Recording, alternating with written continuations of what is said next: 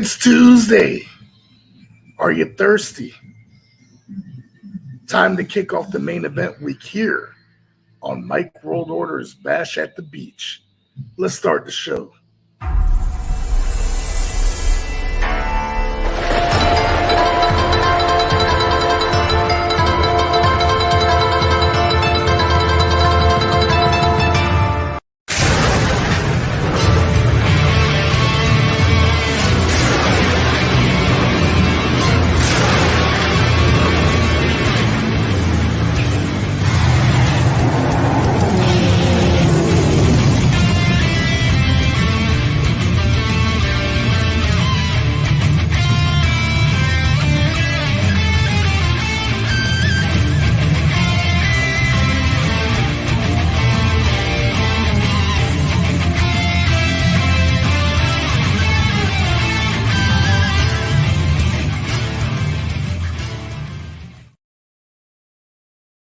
What's happening, everyone? This is Mike Thunder, and you're not. Welcome to the mWo Arena on another edition of Mike World Order's Bash at the Beach. We're finally at the last week of the campaign. We're on the main event sessions. 3 shows this week to look forward to. Today, tomorrow, and Friday. But of course, I wanted to start out this week's episode with a banger. Great kickoff, as I want to say. I saw this dude live at Crescendo Studios. Once again, another musician coming in for their first podcast. Honestly, if I can say one thing I've learned about the themes for this month, it's a lot of people's firsts on Mike World Order. So, for those who have came on this month on a live episode, thank you for allowing me to give you a chance to expand your platform, expand your portfolios. Now, as always, we always like to compare our guests to something that has to do with pro wrestling. So it took me a while because I wanted to make sure I got the right person to match this guy. Based on conversations, his social media, if I could compare our guest tonight to any pro wrestling faction, personality, I'd have to go with Ricky Steamboat. And for those who don't get the reference, what do both of these guys have in common? They are both legit good guys. Not just characters, just legit good people.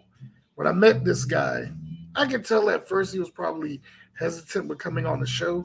But I think the more he saw what was showcased in the mWo Arena, I was very glad and very privileged to get him on the show finally when he agreed.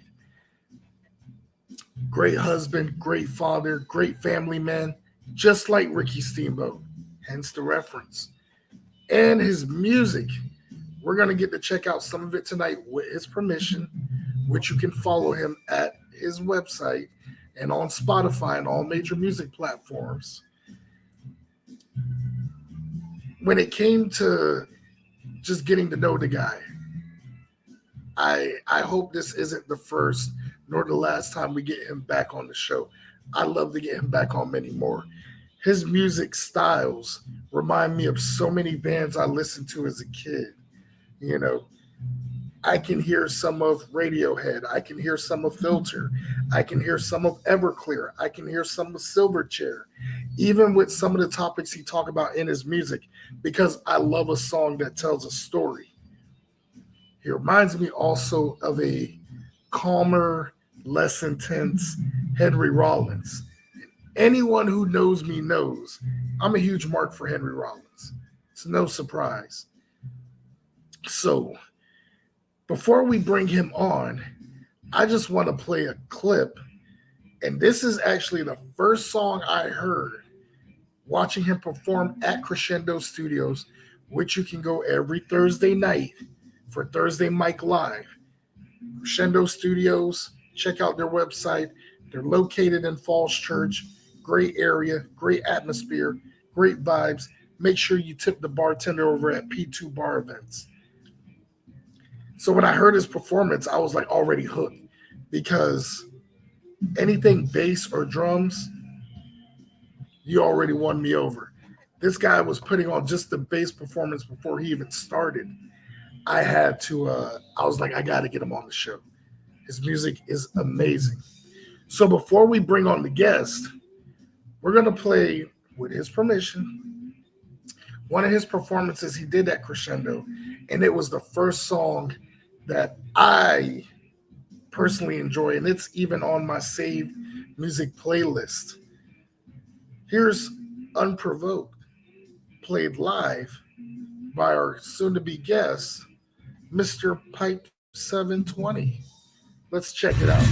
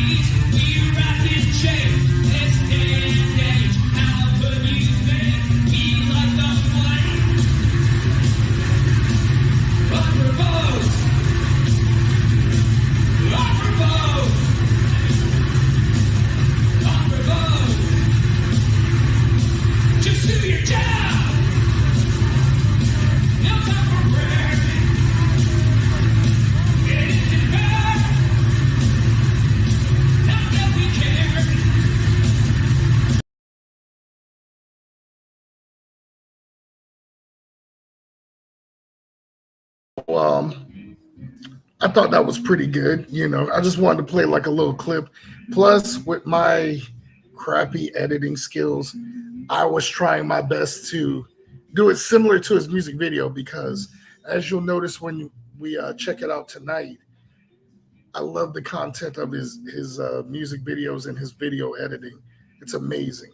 It's very amazing. I love the repertoire he brings in his music. So, without further ado, making his grand debut on Mike World Order in the Mike World Order Arena, here is the one and only Mr. Pype720. Hey, Mike. It's How's it going there, brother? It's going great. Yeah, thanks a lot thanks a lot for all the kind words and the intro and everything, and being a fan. I really appreciate it. So I'm excited to be here. Oh, thank you, man. Like I appreciate you taking the time out of your busy schedule to come on the show and, you know, talk music, talk anything. Because, of course, how we usually do it on the show, we're not your typical podcast. And I'm pretty sure you've been interviewed by many people where you probably get the same questions. Well, we're not like that here. We do our regular questions. Then we play some music videos in between, talk about it, and of course do a little small segment that I call Dude Talk, where it's basically the most comical questions you'll ever be asked. But based on your posts that you've been doing on social media, I think you would find this very, very humorous at its best. Great. Yeah, I think it's going to be fun. Oh, yeah.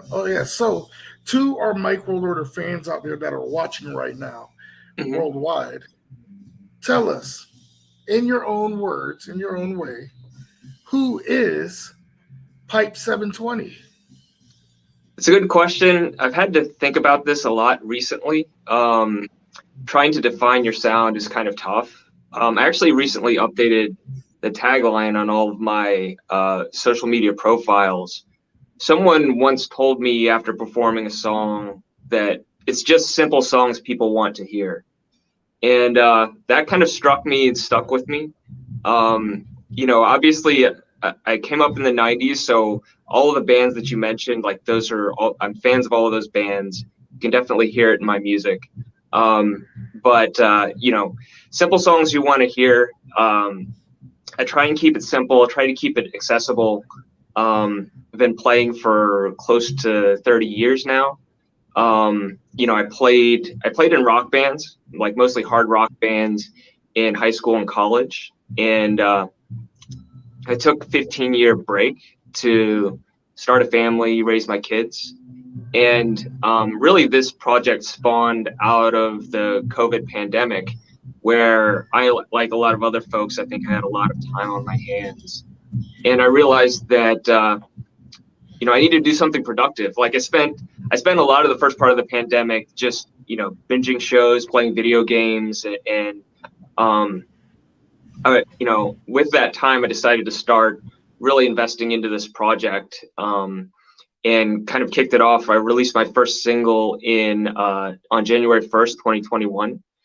And I made the commitment to release a single on the first of every month.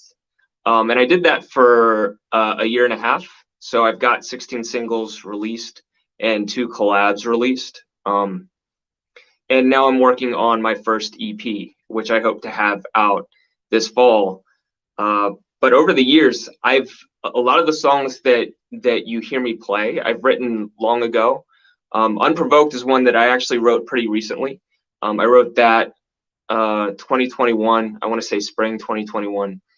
But a lot of the other songs, like half of the songs are kind of like from my archive that I have just written over the years and held on to. And the other half are things that I'm writing today based off of whatever inspires me. But I mean, I love heavy music, but I also like other things. Like you mentioned Radiohead. I love Radiohead. I love soft ballads as well. Like I incorporate ukulele into my sets. And really, I kind of want to have something for everyone. I want for my music to be accessible to everybody. And I hope that everybody can enjoy it. I know that won't necessarily happen, but I want it to be hopefully universally relatable, though not all of it is. So yeah, I mean, I'm a guitarist, bassist, ukulele. Those are the 3 main instruments that I use. Been singing for years, and at my live shows, you'll see me. I use drum loops, and just I'll loop with the bass or the ukulele or the guitar to sort of put together the live show. So yeah, that's pretty much me. I like to have a lot of energy. I do this for me as much as I do for the listeners. I want to have fun when I'm up there. I like emotional music. I like having that sort of raw, visceral experience with the crowd. So yeah, I guess that's what you could expect if you were to come to a show or listen to a track.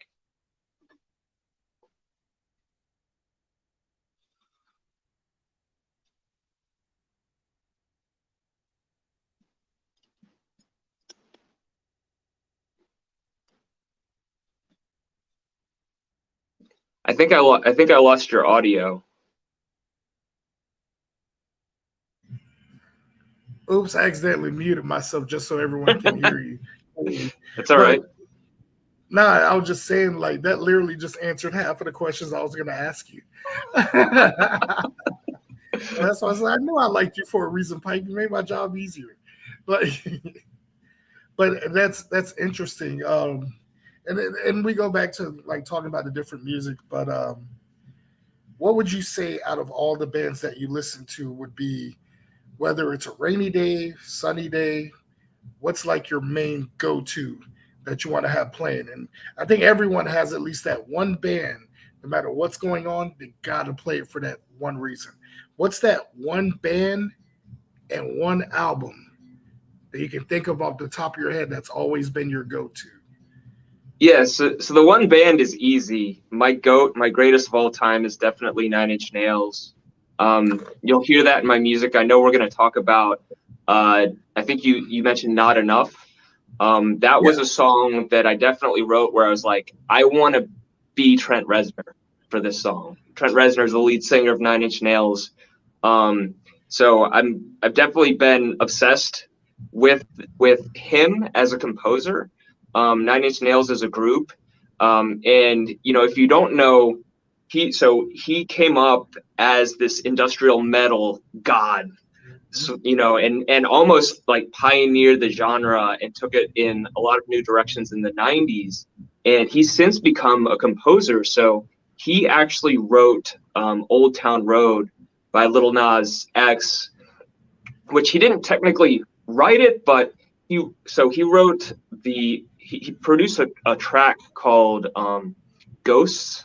Forget which number it was, but basically they took that backing track and they built Old Town Road on top of it. So like all the guitars and the drums and everything that you hear in that song is Trent Reznor, and he actually won like a country music award for it. He did the scoring for Disney's Soul, and he does right now. He does a lot of sort of movie productions, but just sort of watching him grow as an artist, and of course, like all of the old tracks by Nine Inch Nails, I love so much. As for the top album, that's really tough. I really like. I mean, the Downward Spiral is a great album. I might have to go with the Fragile, which is like a double album. But Pretty Hate Machine, like one of those three albums, they're all amazing. And I've actually released a couple of Nine Inch Nails covers. One was Into the Void, which is out on Spotify. You can find that. And the other is Something I Can Never Have. And Into the Void was off of the Fragile, and Something I Can Never Have is off of Pretty Hate Machine. And I also noticed that he did like composing for a lot of movies too, like the Gone Girl soundtrack. Yeah. He did the tracks for that. I thought that was amazing. Like, and it's funny. I would have never guessed you being a Trent Reznor type of guy. Only because like Pretty Hate Machine is a go-to for me too. But there was just something about the Downward Spiral where he took it to that next dimension of kind of like that dark industrial metal type, especially the music videos when he did Closer and March of the Pigs. Yeah, and he really leaned into the harder sound. Broken was like that's an EP. Like that's another amazing, like if you just want to listen to like industrial metal, like the harder side of it, Broken's great. But like Downward Spiral is just amazing. And I don't know if you saw, but I also released a Filter cover. Yes, and Nice Shot. Yeah. So Richard Patrick is the lead singer of Filter. I released the cover Hey Man, Nice Shot, and they used to work together. So Richard Patrick was with Nine Inch Nails, like he on the touring for Pretty Hate Machine, and also for Broken, and he was the one that really convinced Trent Reznor to lean into the harder, like the more metal sound. And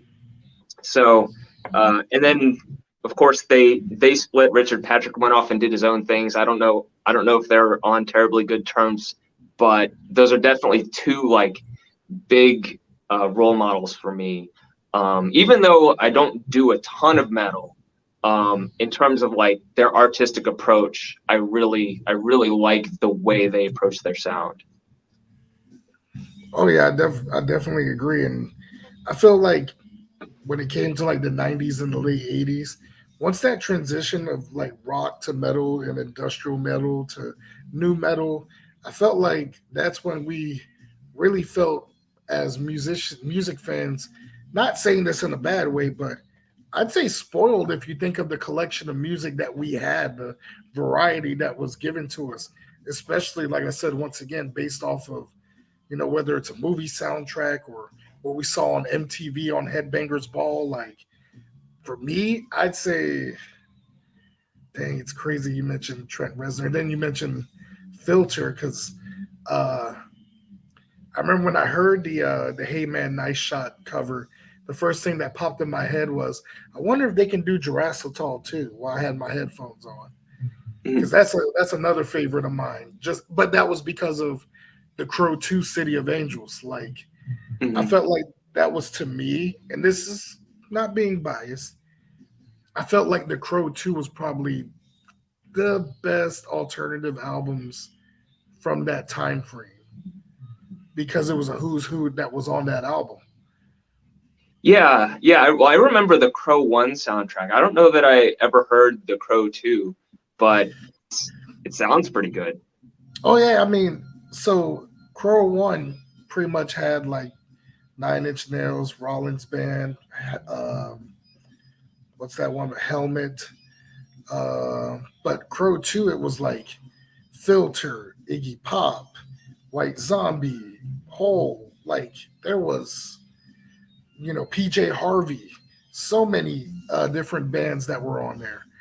Uh, and I think that's what kind of kickstarted me wanting to listen to alternative more. Because before that movie, I think the only thing alternative I was really listening to was Silverchair, Smashing Pumpkins, and that's when I started discovering Trent Reznor from like watching episodes of Beavis and Butthead. Like, Yeah, I agree. I mean, it's hard to tell. You mentioned like we were spoiled by so much great music from that era. And I mean, obviously, I agree. I'm biased. Like, I came up in that era, and um, yeah, I mean, the music was so good. Like, I really have a hard time keeping up with a lot of the music these days. Quite frankly, like, I'll check out the new things, but I always end up going back to sort of that time period, and I think maybe that's just human nature. Is that like you kind of get locked into the era of music that you come up in, and it was so exciting. Like rock music was just so big. You had all of these great alternative acts, and I started learning guitar at that time, and it was just such an exciting thing to do. And yeah, I remember like before the 90s, I used to really like Michael Jackson. I used to listen to like a lot of top 40 type music. And then like I started playing guitar, and I kind of just like leaned into all of that alternative rock explosion in the 90s. nice, nice. And it's funny you mentioned Michael Jackson. Um, Not sure if you've listened to any of it, but what are your thoughts on the boom that's been going on the past few years that is vaporwave? Um, so I'm not too familiar with it, but I've heard that like Michael Jackson is kind of like the king of vaporwave. Yeah, Um, a lot so of their, a lot of vaporwave's music is based off of Michael Jackson's style of music. so yeah, like I mean, are we talking more like The Weeknd? Like when I hear The Weeknd, I'm like I get excited for that for him. Like I like that music. Is that kind of the genre that you're looking at? Um, So for like vaporwave, I was thinking more of musicians like you probably haven't heard of them. You know, guys mhm. like Saint Pepsi, Luxury Elite, Ryan Celsius. It's so many bands like Windows 95. Um, what other bands? Haircuts for Men. It's you got to check it out. You'll love it if you Okay. like industrial music and all that. Matter of fact, when we play the ending of the show, don't exit out. I want you to listen to the ending because we always play a vaporwave track at the end of the episode. It's our closing song that we play, and uh, and it's based off of a Michael Jackson track. And I don't know. I feel like so many people have done their own style of vaporwave, like lo-fi music, and it's amazing. Windows 96. Thank you, J Rod, my executive producer. Windows 96. I thought it was 95. But it's all based off of these different genres of, I mean, some would jokingly say elevator music. I don't think so. Mhm. If you ever get a chance, check out this one person on YouTube called Split Radio. She does all these like music videos, and she'll use like the commercials from the 80s and the 90s. If you ever Wow. get a chance, check out this one playlist called Midnight Television. You will love it because it's literally giving you a trip to nostalgia. especially the opening track, is the HBO theme song from the 80s. Wow, I remember that so well. Yeah, I will have to take a look at it. And every now and again, those old commercials will pop up, and it's crazy because you haven't seen them in decades, right? Like you don't see reruns of commercials. Like you see reruns of shows. You see like the movies you used to see. You hear the songs, but then the commercial will pop up, and you're like, oh yeah, I remember that. And it's just it is quite a trip sometimes because like a lot of these commercials, you when they were out, you saw them like tens, maybe even hundreds of times, and then they just went away forever. So yeah, I'll definitely have to check that out. Oh yeah, because I mean, it's so crazy how a lot of vaporwave tracks still play like old school commercials to go with it, and it's so hilarious. Like my girlfriend picks on me for it because she's like, "This is old people commercials," and I'm like, "You're 2 years older than me." Wrong answer to say, but oops. But we're gonna go ahead and play some music videos. So I literally listened to every single song you had, and I also want to find the music videos for every single song that I was listening to, and I wanted to just pick three and pick the three that stood out. So I'm pretty much each track I'm gonna play.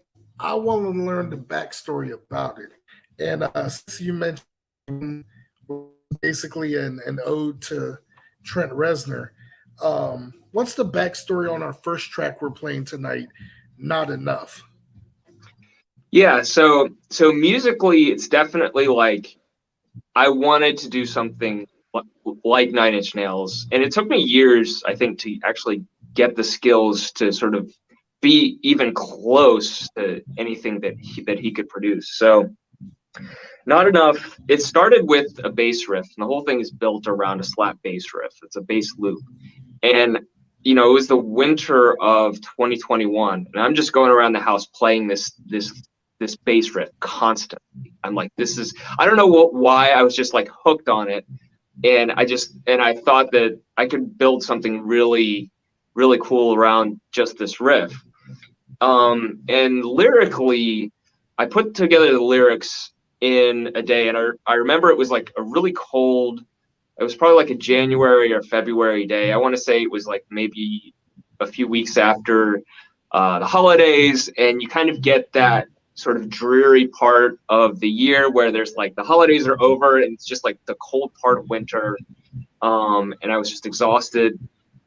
I was just in a bad place. I was in a really bad place, and the lyrics kind of just flowed out of me. And I used to say that the song was about consumption, not enough. But the more I think about it, I feel like it's a lot about fulfillment. And I don't know, I was just in a place where, I've worked very hard in my life, and I feel like I've spent the better part of my life looking forward to something, grinding towards a goal. I am a goal-oriented person, so getting towards something, then you get that goal. And then you're like, all right, well, I did that. And maybe you don't celebrate enough. And then you're like, what's next?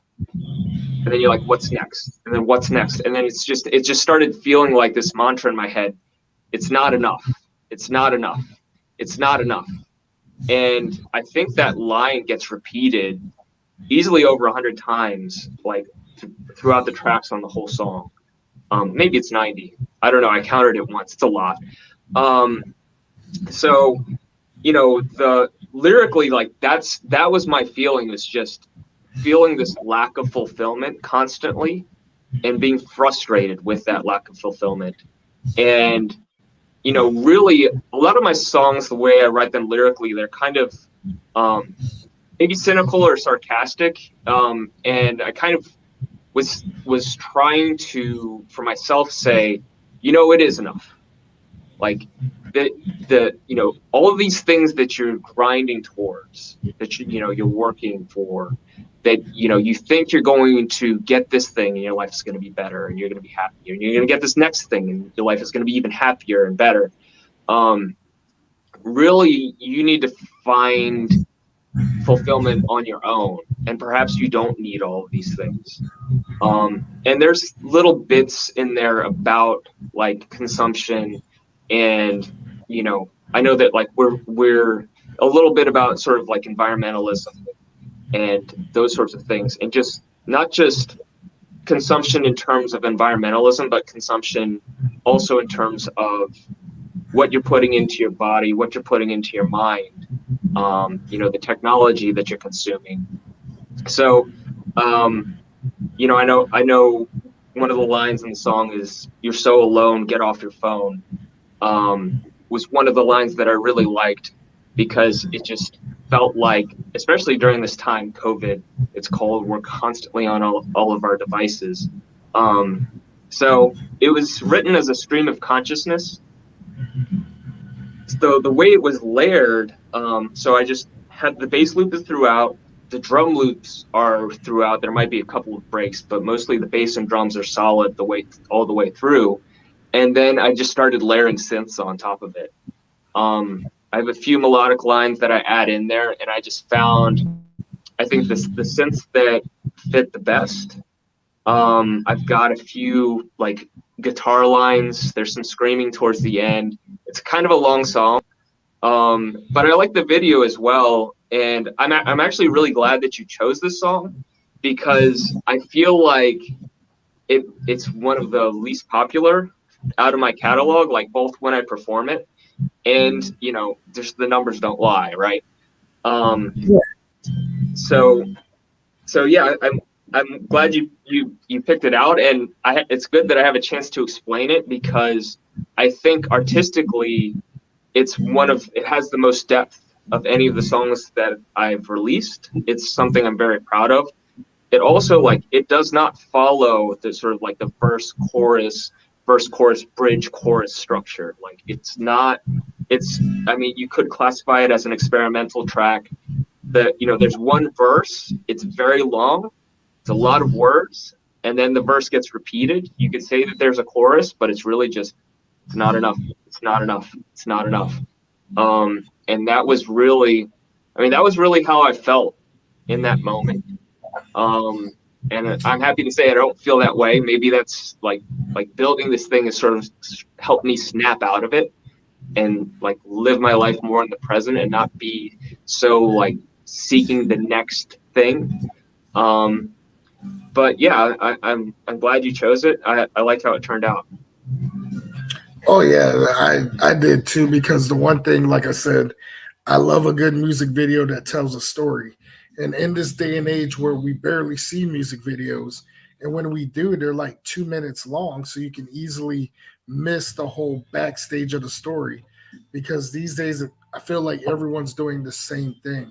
There's no creativity these days in terms of storytelling in a music video. And when I listened to Not Enough, I felt like I wanted to play this song first just so everyone can get that feel of it. And it's funny you mentioned, the whole pandemic and everything. I felt like many people, especially past guests on the show, the first thing they mentioned when it came to what got them stepping it up a notch, the pandemic. The pandemic is what pretty much made, I think, everyone work their hardest to get next level, because we all had that free time to do it. So I'm glad to say that you were one of many as well that were able to progress and trying to reach that next level during the pandemic.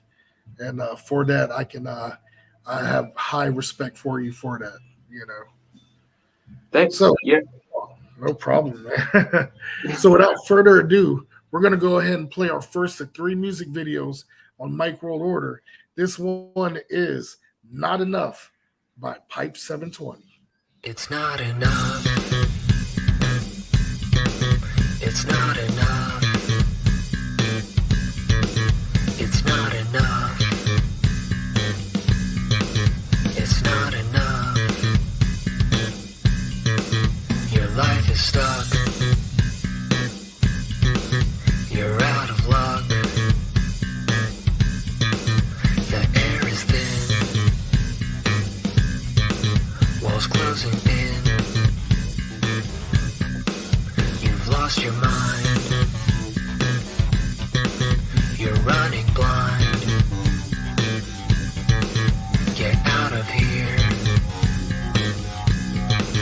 so full of fear. It's getting cold. You're growing old. It's not enough. It's too much stuff. Are you alive? Are you alive? Is it freedom or a prison? You're so alone. Get off your phone. It's not enough. It's too much stuff. You're feeling bored and ignored. It's not enough. It's too much stuff. It's not enough.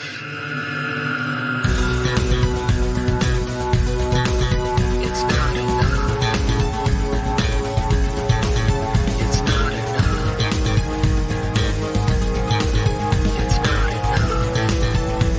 enough. It's not enough.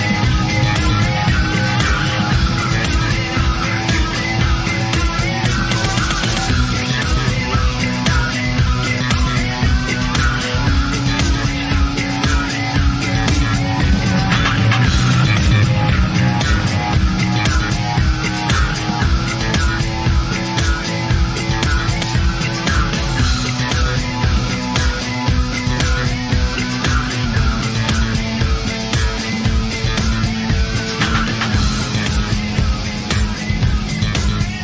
It's not enough. It's not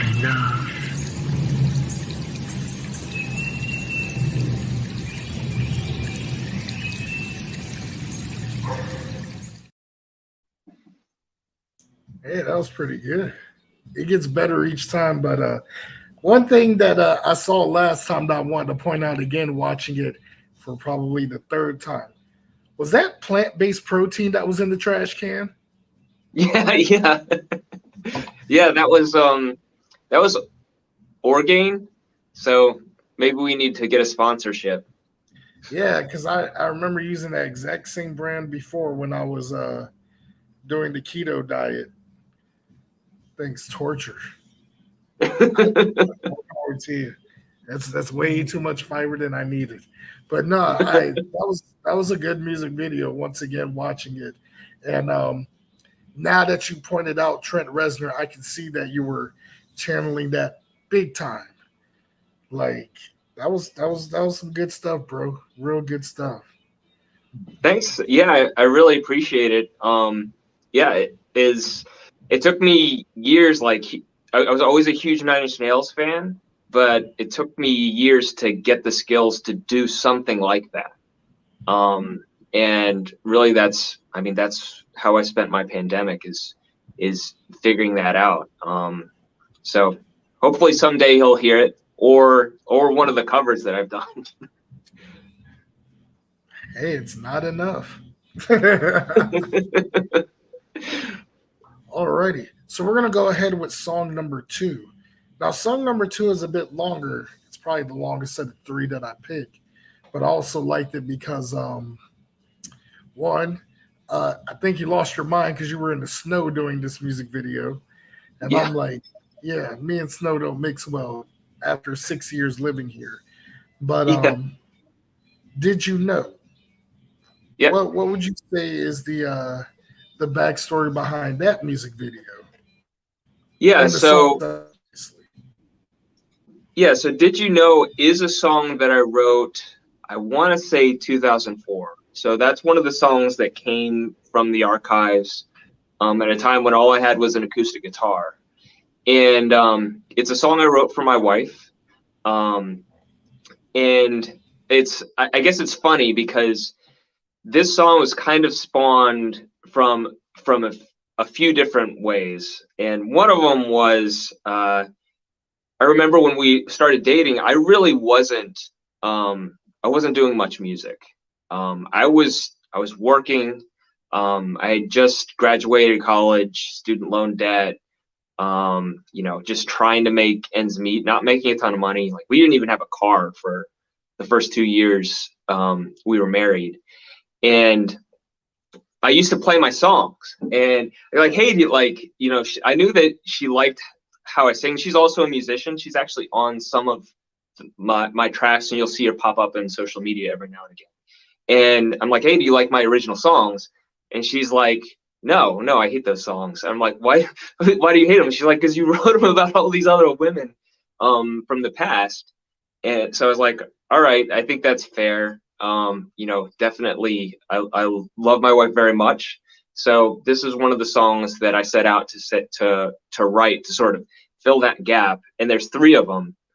And I think they might be 3 of my best songs because obviously they're inspired by the love of my life. And the song is written, so she is from France. We met when she was an au pair over here, and we had to do like the immigration. We had to do marriage visa, USCIS, green cards, and I did like a lot of that paperwork, and I've been down that path. This was written at a time when she had to go back to her country because her visa had expired, and we were still waiting for the green card to come through. A lot of people assume that for immigration you get married and then it's just like automatic, here's your citizenship, but it doesn't work that way. It takes at least 5 years, sometimes up to 10 years. But in this case, we had a period of probably 6 months where we had to be apart. And I wrote this song during that time, and I performed it constantly while she was away. I shouldn't say performed it. I rehearsed it. I played it in my bedroom, and so it's really just about our relationship. It's a song about missing someone. It's a song about the connection that we had across that distance, and that's pretty much it. As for the video, I shot the video in the winter, and I knew that I wanted a snowstorm, right? Like I knew that I wanted real snow for this particular video, and I knew that I wanted to be incredibly uncomfortable for the video. So it was actually, I guess it was the end of 2021. And I want to say, I was just recovering from Omicron. So I don't know if you remember the Omicron wave.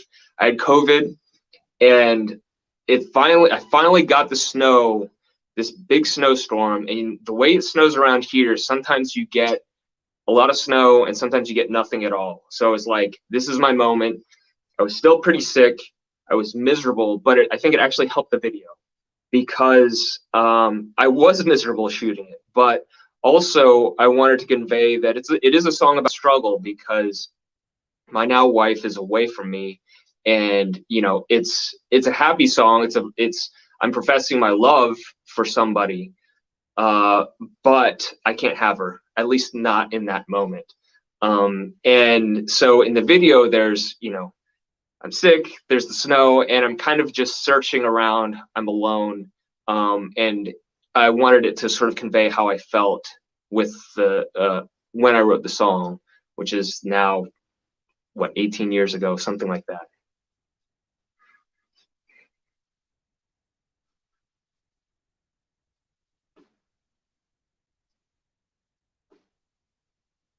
I think you're still muted.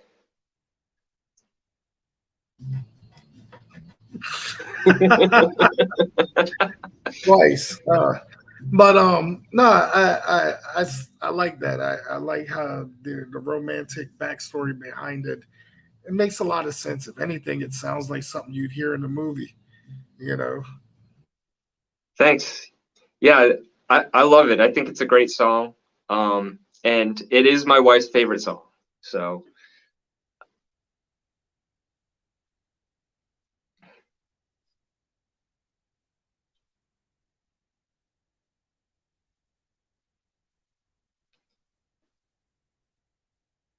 I think, are you still muted?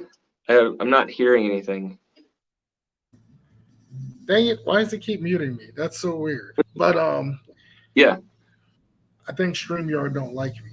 But no, I'm saying it sounds like something you would hear in a movie. And, you know, as you broke down about the whole process of, you know, marriage and all that, these days, because everyone is consumed with watching reality TV shows, I like watching them just to poke fun of them. People figure with shows like 90 Day Fiance, it's supposed to happen just like that. And that's not always the case.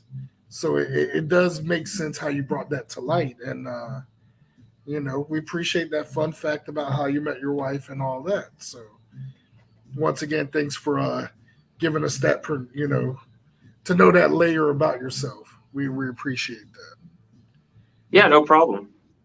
All righty. So we're going to go ahead with song number 2, Did You Know by Pype720 here on Mike World Order. Oh my God.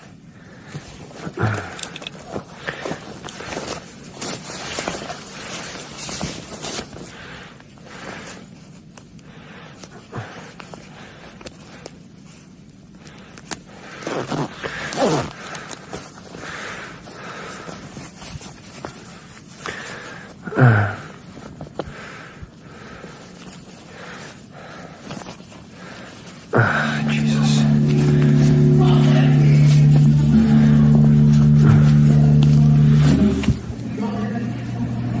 All right, this is a song I wrote for my wife called Did You Know?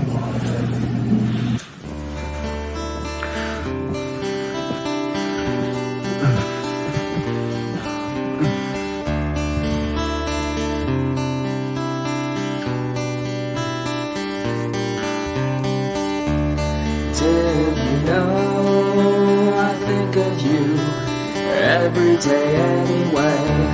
Did you know I love you more than life itself? Did you know I promise you I'll stay true? Did you know je t'aime très très fort? Wherever you go, I'll follow you and stay there for a while. Whatever you do, I'll be with you just to see you smile. How did I pay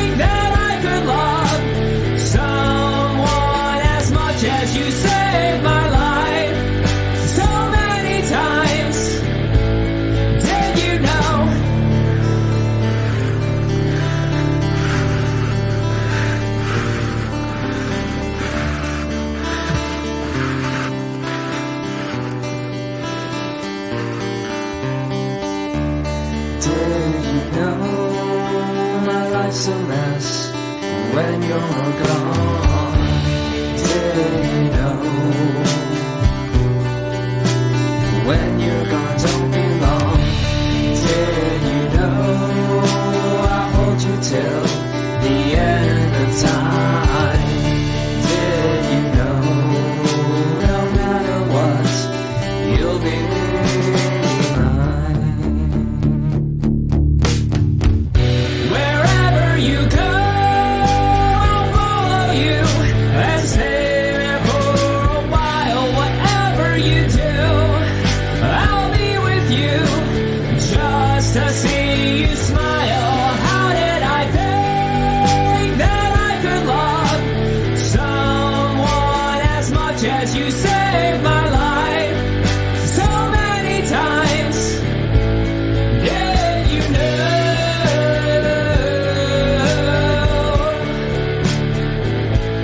Did you know?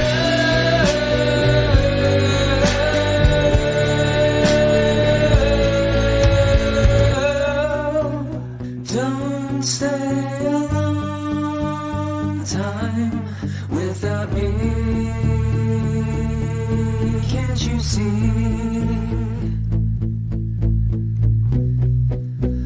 Life's not worth living without you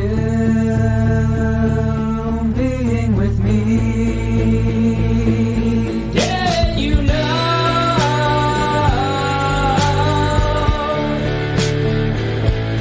Did you know?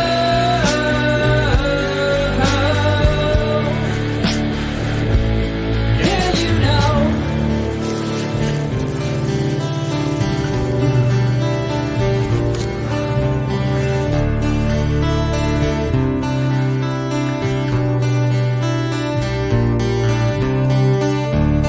Did you know I need you more than the air I breathe? Did you know you're perfect if anyone questions me? Did you know I'll hold you till the end of time? Did you know no matter what, you'll be mine?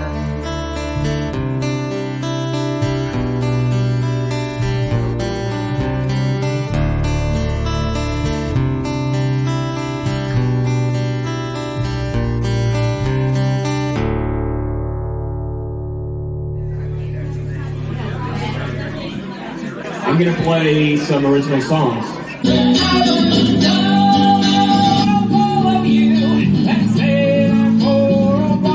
Whatever you do, I'll be with you just to see you smile. How did I think saved my life so many times? Did you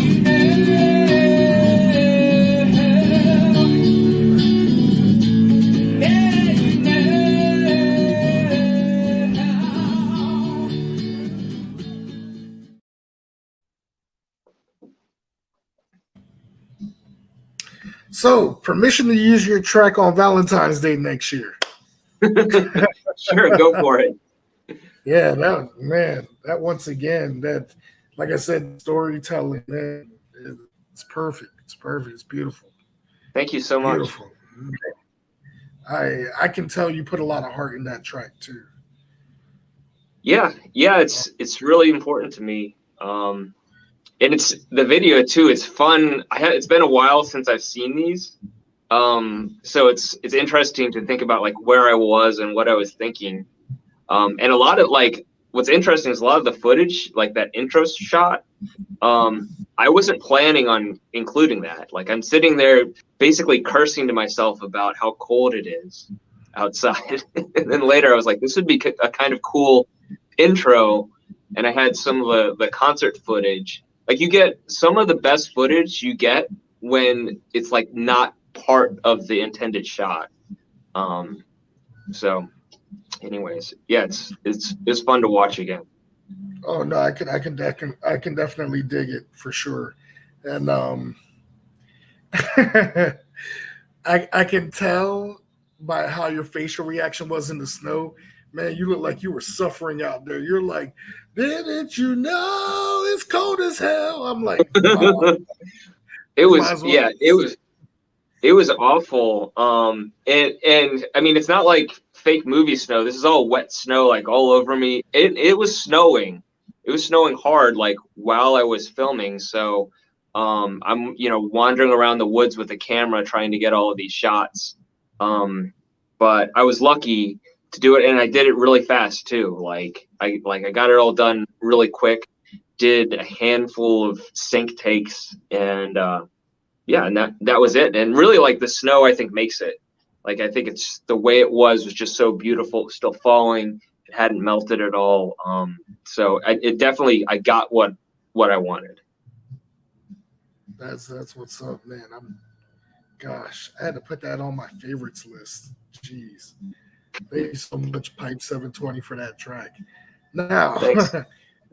the grand finale, and I purposely picked this one as the last song because it's my favorite, because it's also the first track that I heard of you live. So, tell us the backstory behind Unprovoked. Yeah, so Unprovoked, it came about kind of similar to how Not Enough came about. Actually, like, Unprovoked, I had just started the project in early 2021, and I was just trying to come up with social media content. And I used to do these, like, sort of like metalish, punkish riffs when I was just bored and I'm just like screwing around. And so I recorded one of these on a video, and it was like mostly improvised in the moment, to be quite honest. And that video is still out there somewhere. I could probably share it with you. But that riff became the riff to Unprovoked. And, I decided I wanted to do like a hardcore punk song. I wanted it to be short.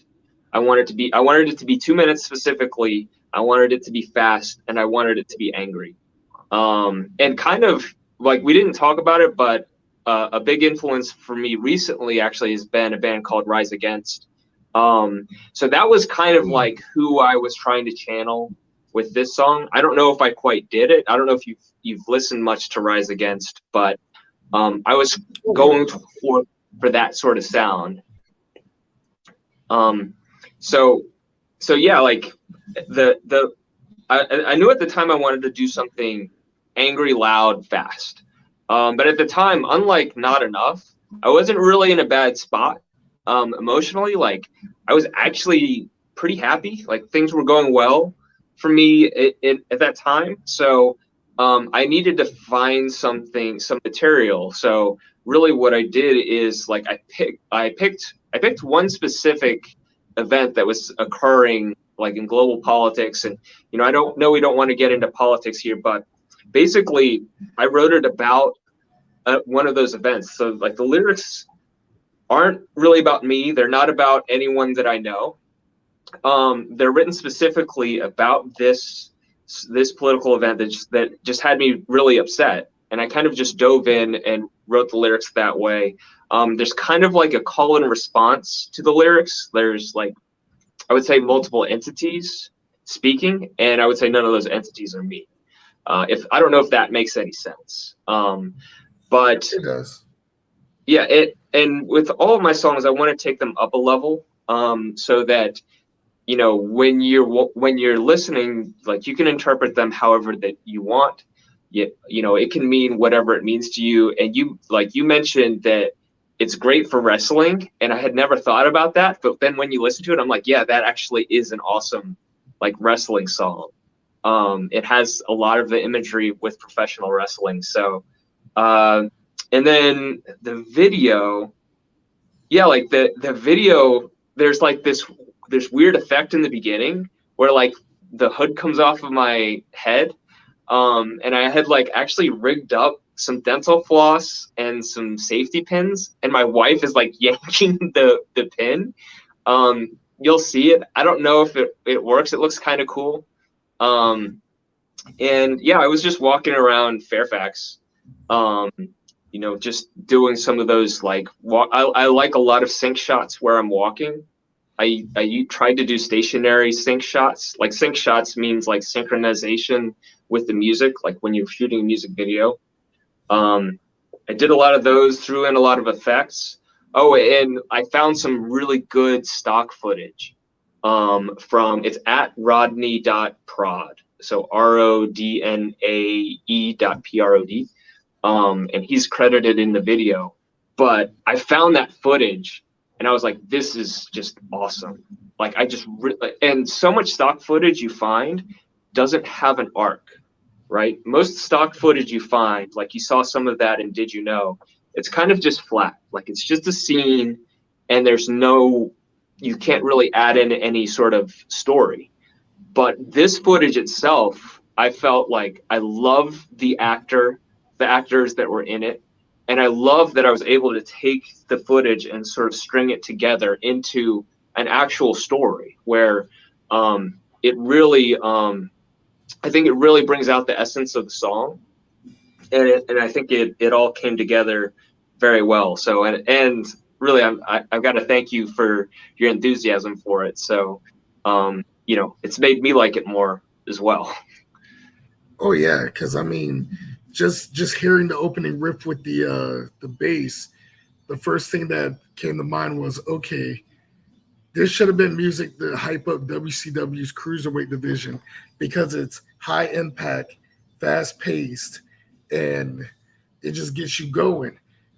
I will admit, whenever the song is playing, I am air playing a bass where I'm like, I'll admit that. Great, I love it. Oh yeah, even when I was playing the clip from you at Crescendo, I literally had to take my video off from the background because otherwise you would have seen me in the background going because I was getting into it every time Unprovoked is played. I get into it, and so we're gonna go ahead and play that last music video, and then we're gonna take a quick intermission before we go into our favorite segment, Dude Talk. But here it is, the third of 3 songs, my personal favorite, by Pype720, Unprovoked.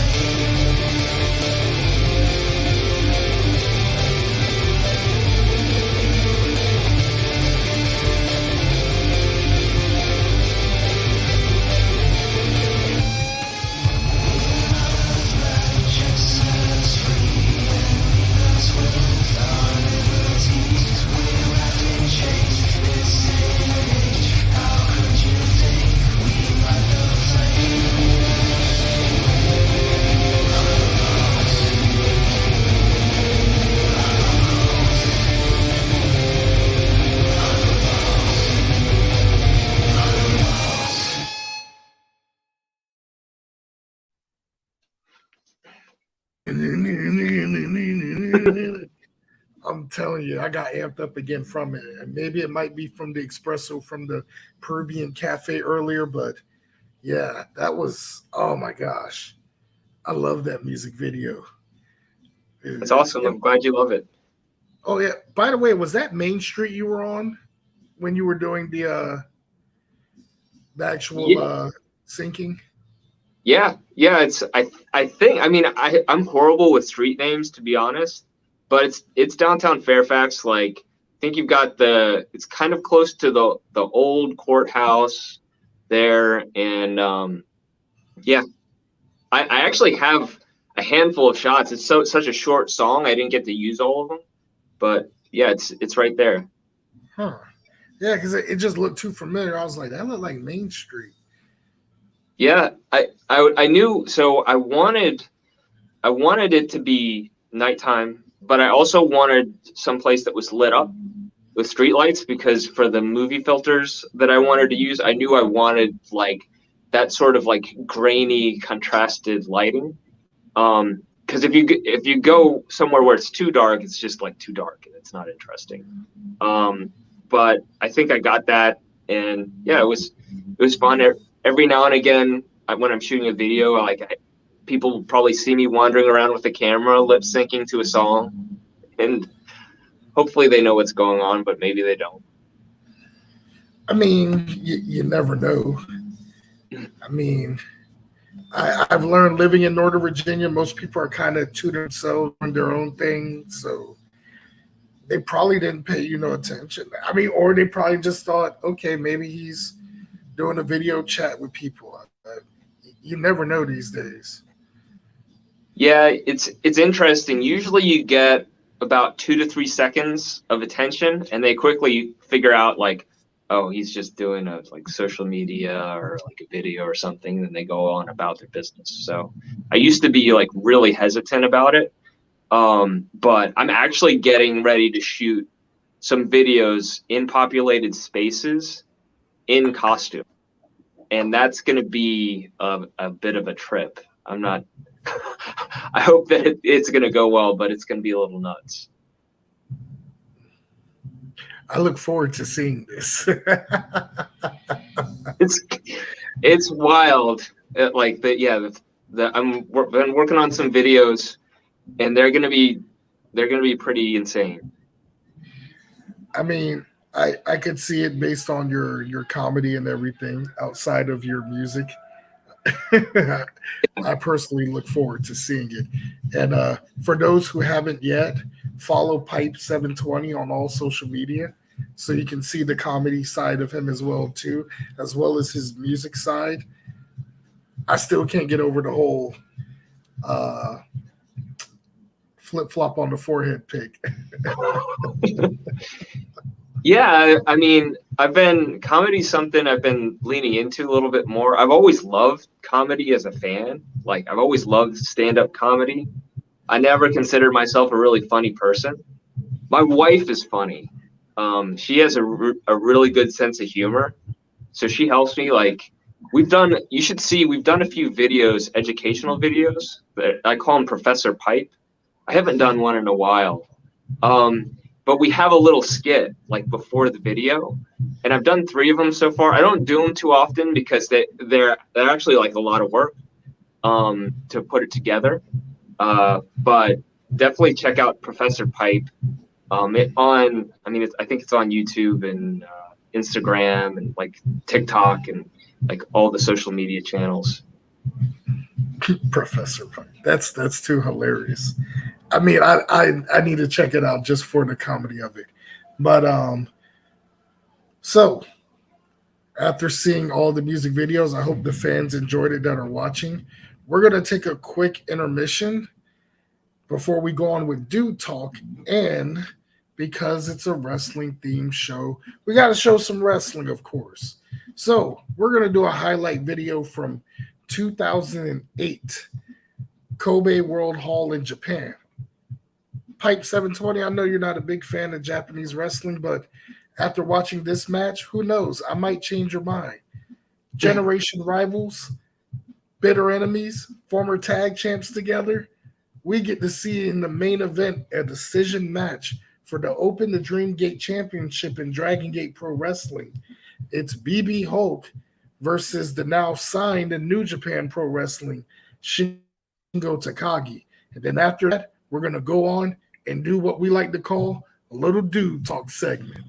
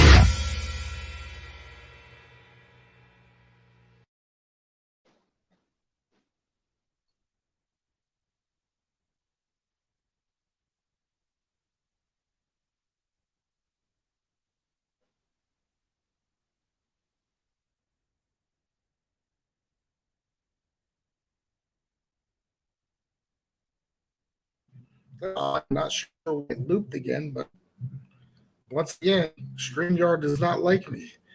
That was a wild match. That was pretty know, right? intense.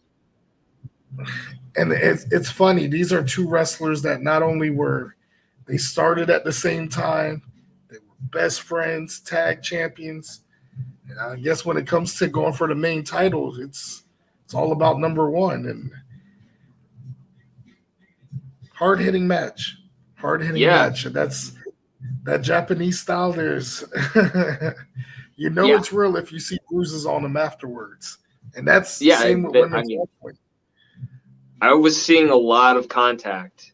It looked nuts. Like literally, you don't see that in WWE anymore. Yeah. Oh man. So now we got our next segment, Dude Talk, whether it's the fans or me. We ask you a bunch of random questions. Some comedic, some random. It all depends on how you answer it. So I'm going to go ahead and start off since it seemed like the group chat, I guess they're just more intrigued by watching than wanting to intervene. That's cool too. So I'd have to go with first random question. First concert you went to. So it's easy. First concert was Lollapalooza 1994. The headliners were the Smashing Pumpkins and the Beastie Boys. Green Day opened that show because they were not really that famous yet, but Basket Case was like just blowing up, and we got there too late. I fortunately got a chance to see Green Day at least once. I want to say, I think just once. They played at HF Festival a few years later. The first band I saw at that concert was L7, which is like an all-female punk act, and they blew me away. Like that was like L7 was like my first actual rock concert, like the first act of that day. But yeah, that was so much fun. It was at Charlestown Races in West Virginia is where it was. Ooh.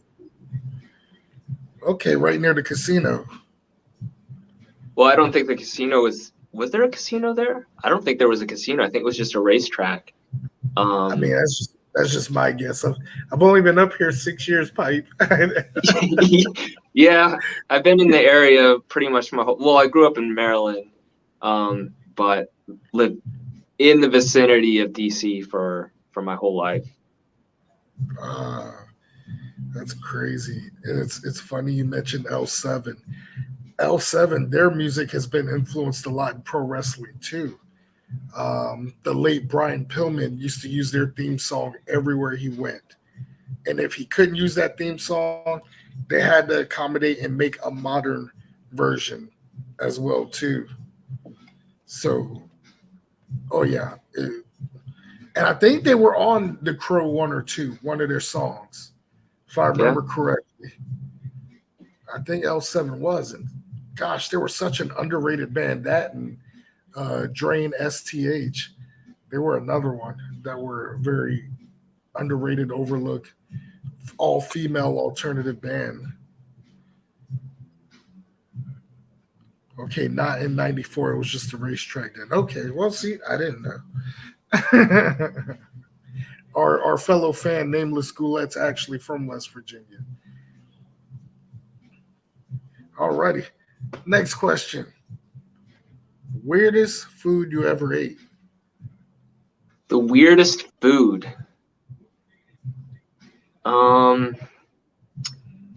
That's tough. I can't remember the name of it, but we ate at a place in Adams Morgan. I worked in Adams Morgan for a little bit, and I lived in Petworth. This was around the time I wrote that song. Actually, this was when I wrote that song for my wife. What was it? You have like the spongy bread, and you eat it off of like a plate. Ethiopian? I think it's Ethiopian food. And I don't know what it was about this restaurant. My friend convinced me to go, and he loved it, and I was just like, I think my taste buds have since evolved from that. So like I might actually enjoy it now, but at the time, I think early 20s, I was just not into it. I mean, I get it. At that age, we're still like set in our ways. I think it's once we get older, our taste buds for some reason mature and we start eating foods that we're game to try. Whereas before, it's like, oh, nah, man. Nah. Yeah. It's an Nah. interesting question. I haven't really thought about it too much. Yeah, see, that's why I said we're not your typical podcast that ask questions. we ask questions that, most places wouldn't ask, which brings to my next one. Most embarrassing thing you did during a performance. Yeah, so I don't know if this is an embarrassing thing that I did. I've kind of been holding on to this one for a while. It came up in one of my social media posts, where I mentioned some of the horror stories that I had. But since you have a listener from West Virginia, when I was in college, I played in a band, and we were actually hired to play out at West Virginia University. And my friend got me out there, and I think I got paid for that show more than anything I'd ever been paid for music. It was a few $100, which was a ton for me. The party was packed. There were a lot of people there. I don't know the count, but probably a few hundred, which for us was a lot. So we showed up at 6:30 and we started drinking at 6:30, and we didn't play until probably 10:30 or so. So when we started playing, the whole band was plastered. And we just couldn't hold it together, except for our drummer. Our drummer was a little older, and he just kept going. The rest of us, I basically watched the whole performance fall apart. Worst performance experience of my entire life, but a huge lesson, just a great lesson to learn. Now obviously I'm not I don't drink anymore, actually. And I'm not going to, I'm not going to have that or any mind altering substances or anything before I go on stage, certainly. And also I'm just going to make sure that I rehearse a lot, because I've had in my youth, I had a handful of pretty bad performances for one circumstance or another. And that really kind of just hardens you. And it's you become battle tested, and you're all right, you start looking out for these sorts of things. So that was pretty tough. There might be some others if I really think about it, but I can't right now. I mean, I guess that works to one that stands out the most. Alrighty. Worst video game you ever played? Worst video game? Oh. So that's hard. There was so I'm really into Mega Man games. I don't know if you've ever played them.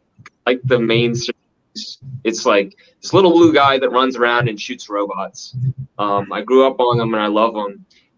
But they had these spin-off games that are pretty awful, and they have one that is I think it's a racing game. And that one was just really bad. I think, you don't remember the really bad ones, but I do know that one was really bad. So yeah. Mega Man. And it's funny, I remember Mega Man, but I never played it because my first gaming console was a Sega. Even though my sisters, they had the Nintendo and the Super Nintendo. And I was I wanted one. And they're you're too young. So I was pretty much more Sega, then Nintendo 64, then PlayStation 1, PlayStation 2, more of that era. But, and it's funny because Mega Man is so influenced in, once again, pro wrestling because of guys like Kenny Omega and TJ Perkins, who, pretty much came out I know the references in the wrestling moves are based off of Mega Man and different video games. So it's crazy how video games and metal can intertwine with pro wrestling. It's so weird. it's funny how pop culture kind of intertwines like that. Yeah, yeah. And just to be clear, like I love Mega Man. It was just that one racing game. So I was actually just playing it, I think, a couple days ago. Yeah, but that is interesting how wrestling can be kind of a melting pot of pop culture. It is. I mean, even all the way down to working out at the gym, because one of the main workouts that's used in the gym was invented by a pro wrestler. The bench press. Wow. So that was a wrestling move? No, the bench press was made by a wrestler. He Oh, invented cool. that. Yeah, George Yeah. Hackett-Smith, the first world heavyweight champion in pro wrestling. He invented the hack squat and the bench press. Wow. Yeah, those are pretty much staples for weightlifting now. Bingo. It's everywhere, Pype720. It's everywhere. And we also got a question from one of the fans. J-Rod Numero Uno wanted to know this question is for Pipe. Did you ever been heckled by rude fans, and how did you handle it? Yeah, I mean, well, I don't know that I know I've been booed before. I don't know that I've been heckled to where it's, kind of like what you would see at a comedy show. Like I said, I like stand-up comedy a lot, so I see some of that. I think when you're a musician, you don't really, nobody's really expecting a response. One thing I think that's good about being a performer, and particularly if you're really well rehearsed, is you play your music. You just play through it. Not everybody's going to like it. Some people aren't going to understand it. But you always do your best. You make sure I for every performance, I try to make sure that I'm happy with it first. And hopefully if I'm happy with it, the audience will be happy with it as well. But sometimes they're not. And that doesn't happen as much as it used to when I was younger and less experienced and, less talented. But yeah, I've definitely been booed. And I don't know. I mean, I think the equivalent these days is like internet trolls. You get a lot of nasty comments on social media sometimes. And the way I actually made a video about how I respond to trolls. And usually what I do is like, if they say like, oh, this is horrible, I try to just have a positive response and say, I'm sorry you don't like it. I actually have other songs of different sounds, and I'll sort of share that. I don't ever report or block anybody. Even though you get some nasty comments, I kind of just feel like sometimes those people they're just in a bad place. And for me, you just don't ever take anything personally. And what's funny about getting trolled on social media is it always seems to be like the content that performs very well is when you get those trolls, that's interesting. But the good thing about it is that when you start getting those nasty comments, it's actually because your material is doing well on the platform. The algorithm is pushing it to people who perhaps don't want to see it, and that's when you get some of those negative comments. But yeah, I mean, just have thick skin, keep doing what you're doing. You've rehearsed it. You don't let it upset you. And I think also if you're going to be a performer, or if you're going to get on social media, if you're going to get on stage, you need to expect that probably will happen at some point, and just be ready for it. Makes good sense. I mean, and we have like a system like that on the show too, because a lot of people, when it comes to situations like that, they say, well, it is what it is, which we disagree. We cancel it out. So, usually when it comes to a situation like that and people feel kind of down about it, we basically reverse it on the show and be like, it is what it is. Canceled. And we say that every time on the show. Anytime someone says it is what it is, someone or they have to say it afterwards, canceled because that's how we do it. Yeah. You know, you have to cancel out the negativity, and that's a really good question, J. Rod, asking that. So appreciate Yeah, that as always. it's a good point. Like because I haven't been in I've never been in a situation where it's a live experience and someone might be disrupting the show for everybody else. So I haven't done that, and that seems like that's the right thing to do. If someone's ruining the experience for everybody else, then yeah, they probably got to go. I mean, got to cancel it out, brother. It is what it is. Cancel.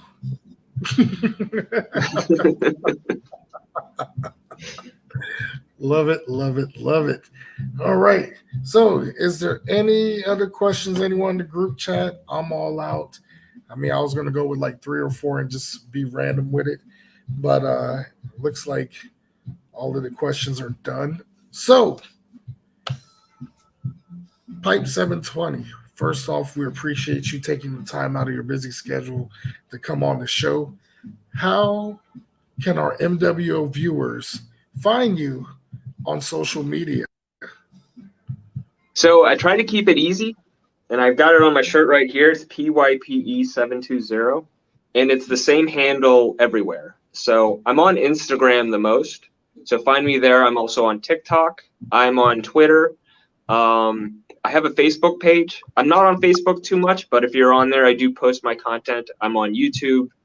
And then all the tracks are on streaming services. So if you're on Spotify, if you have Apple Music, Amazon Music, Deezer, like just a ton of other streaming services. I should be easy to find, but if you ever have trouble, you can always just type this into Google and you'll get a wall of my content. Yeah.